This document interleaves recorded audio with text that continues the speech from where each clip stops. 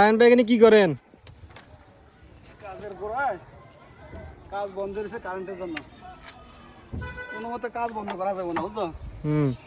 তো আছে পানি উড়ে দিতে আছে। ও কারণ না ওই জন্য পানি তুলতেছেন নিচ থেকে। হ্যাঁ, কাজ বন্ধ করা যাবে না কোনো মতে, কথা বলছো? ও তো বালতি দিয়ে পানি তুলতেছেন নদী থেকে? এই যে ফাঁসিল কূপ আছে একটা, ও কূপ থেকে তুলতেছেন? কাজ কিন্তু কোনো মতে কাজ বন্ধ হবে না সাইডে।